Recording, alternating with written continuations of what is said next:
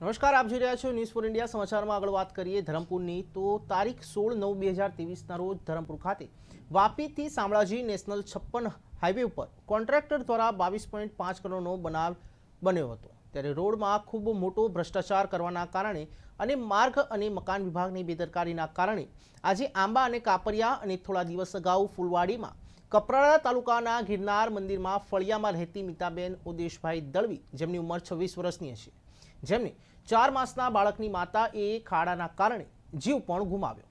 ગરીબ નિર્દોષ લોકો આજે ફરી કરંજવેરી માન નદીના પુલ આગળ પડેલા ખાડાના કારણે અકસ્માતનો ભોગ બન્યા છે। हाँ कौन?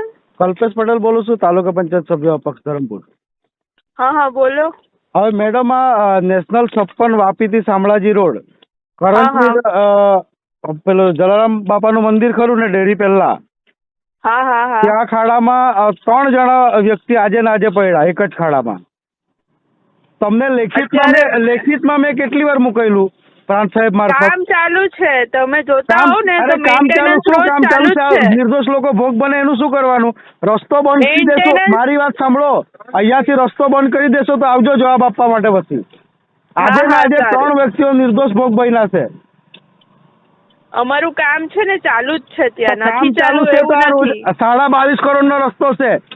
તમે એક જ વસ્તુ લઈને બેસેલા છો, અરે એવું ભાઈ, કેટલા સમયથી અમારા લોકો સાંભળતી ભોગ છું। બની રહ્યા છે એનું શું કરવાનું? અને એવું નથી કે ખાલી અમારો એક જ રસ્તો છે। તમારો એક જ રસ્તો, એ તમારો પ્રોબ્લેમ છે। આ કોન્ટ્રાક્ટર પાસે શું કાર્યવાહી કરી? તમે કોન્ટ્રાક્ટર પાસે શું કાર્યવાહી કરી? સ્થાનિકોએ ઉમેદભાઈ નિલેશભાઈનું અને એમના સાથી મિત્રો દ્વારા એ જાતે ખાડો પૂરવાની ફરજ પડી। ત્યારે કરવડથી ખાનપુર સુધી 22.5 કરોડનો રોડ ચોમાસા પહેલા બનાવવામાં આવ્યો હતો। ત્યારે મેં લેખિતમાં 2 વાર રજૂઆત કરી હતી। ત્યારે કોન્ટ્રાક્ટર પર કોઈ કાર્યવાહી ન કરે અને ડેપ્યુટી હેમાંગીબેનને આજ રોજ ધરમપુર આદિવાસી અપક્ષ સભ્યએ ટેલિફોનિક જાણ કરી હતી। ત્યારે વાહિયાત જવાબ મળ્યા છે। ત્યારે કોન્ટ્રાક્ટર પર શું કાર્યવાહી કરીનું પૂછતા ફોન કાપી નાખવામાં આવ્યો હતો। કદાચ ડેપ્યુટીને ખબર ના હશે કે તેને અમારા ટેક્સના પૈસે પગાર લે છે। ત્યારે કલ્પેશ પટેલ દ્વારા અધિકારીઓને ચીમકી આપતા જણાવ્યું કે ટૂંક સમયમાં આ નેશનલ 56 વાપીથી શામળાજીનો હાઈવે રોડ બંધ કરવાની ફરજ પડે છે।